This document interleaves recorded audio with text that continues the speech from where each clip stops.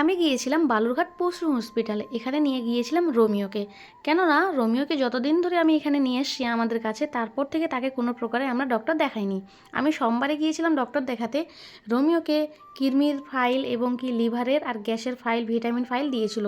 কিডনির ফাইলটা 1 সপ্তাহ পর খাওয়ানোর পর তার ভ্যাকসিন হবে, তাই তার পরের সোমবারে আবারও চলে আসলাম আমি এখানে। এসে প্রথমে আমি রোমিওর টিকিট করে নিলাম 5 টাকা দিয়ে। তারপর আমি এই টিকিটটা নিয়ে চলে গেলাম ডক্টরবাবুর কাছে। আর এখানে গিয়ে আমার একটা ভুল হয়ে গিয়েছিল, যেমন কি ডক্টরবাবু বলছে যে কি নাম কি, এখন আমি বলছি রোমিও, বলছে কি তোমার নাম রোমিও, আমি বললাম না, বলছে কি তোমার নাম বলো। তারপর এখানে আমার নাম দিয়ে ভিজিট করা হলো। হওয়ার পর এটা আমি নিয়ে চলে গেলাম ডক্টরবাবুর কাছে। ইনি বললেন যে এখন তার ভ্যাকসিন দেওয়া যাবে, তাই আমাকে বললো যে বাইরে থেকে তুমি ভ্যাকসিনটা কিনে নিয়ে আসো। তারপর আমি বাইরে থেকে 2টা ইঞ্জেকশন কিনে নিয়ে আসলাম, এই দেখো বরফের মধ্যে দেওয়া আছে। তারপর আমি চলে গেলাম রোমিওকে নিয়ে ডক্টরবাবুর কাছে ভ্যাকসিনটা দেওয়ার জন্য।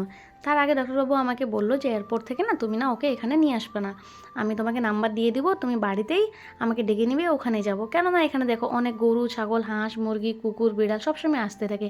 এর ইনফেকশন ওর লাগতে পারে, ওর ইনফেকশন একই লাগতে পারে।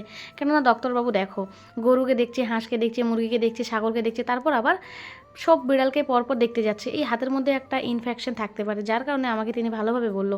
এবং কি আমাকে বলেছে যে সবসময় স্যানিটাইজ হাতের মধ্যে তুমি রাখবে, যখনই কেউ হাত দিবে বা আর কেউ কিছু করবে তখন তাকে আগে স্যানিটাইজ করতে বলবে, তারপর বিড়ালটা দিবে। তাই আমি সবসময় নিয়ে ঘুরি। এবং কি রোমিওকে আমি বোঝাচ্ছি কিচ্ছু হবে না, ভয় পেও না, আমি আছি। কেননা এখানে অনেকগুলো কুকুর আছে, ওগুলো দেখে রোমিও খুব ভয় পাচ্ছে। তারপর আমি ডক্টরবাবুকে বললাম যে আমি কি একটু ভিডিও করতে পারি। ডক্টরবাবু বললো যে হ্যাঁ করো, কিন্তু যখন ওকে ভ্যাকসিনটা দেওয়া হবে তখন তুমি ওকে ধরে থাকবে। আমি বললাম ঠিক আছে।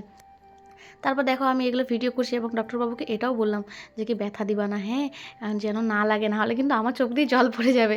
তাহলে ডক্টরবাবু আমার কথা শুনে হাসতে লাগলো, বললো যে কিচ্ছু হবে না, তুমি ভালোভাবে ধরে থাকবে, নড়াবে না, তাহলে কিচ্ছু হবে না। তারপর রোমিওকে কোলে নিলাম, নিয়ে বুঝালাম, বোঝানোর পর তাকে ইঞ্জেকশন দেওয়া হলো। হওয়ার পর তোমাদেরকে কি বলবো, ওই যেমন তো দুষ্টু ছিল ওই রকমই দুষ্টু আছি। ভ্যাকসিন দেওয়ার পর কেউ একটু নার্ভাস হবে না রে ভাই, না, আমার মতোই শয়তান, আমার হাতটা পুরোটাই ধুয়ে পেয়েছে ও। তারপর ভ্যাকসিন দেওয়ার পর দেখো ও মানে কিছুই হয়নি, ওর মনে হচ্ছে কী হয়েছে, কিছুই হয়নি, চুপচাপ আছে। তারপর ওকে বক্সের মধ্যে রাখলাম, রাখার পর ডক্টরবাবু বুঝিয়ে দিল কী করতে হবে না করতে হবে, এবং কি তাকে একটা কার্ড বানিয়ে দিয়েছে, মানে একটা ডায়েরি বানিয়ে দিয়েছে, এবং কি এখানে লেখা হয়েছে কোন ভ্যাকসিন দেওয়া হয়েছে না হয়েছে, পরের ভ্যাকসিন কত তারিখে দেওয়া হবে না হবে, সব কিছু ডিটেলসে এখানে লিখে দিয়েছে। এবং কি এর পরের ভ্যাকসিনটা হবে সামনের মাসের 10 তারিখে। আবারও আমি বালুরঘাট পশু হসপিটালে যাব সামনের মাসের 10 তারিখে। তারপর রমিকে নিয়ে বেরিয়ে আসলাম। আসার পর এখানে আমি টোটোর জন্য দাঁড়িয়ে আছি।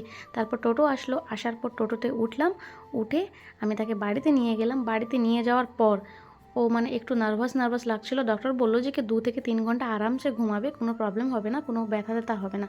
তারপর দেখো ও এখানে এসেও দুষ্টামি শুরু করে দিচ্ছে, কখনো বের হচ্ছে, কখনো ঢুকছে, কখনো বের হচ্ছে, কখনো ঢুকছে। তারপর ওকে আমি ঘরের মধ্যে রেখে আমি গেলাম ফ্রেশ হতে। আসে দেখছি বেচারা একটু খাবার খেয়ে চুপচাপ ঘুমিয়ে পড়েছে। আমাদের রোমিওটা কত কিউট, তাই না?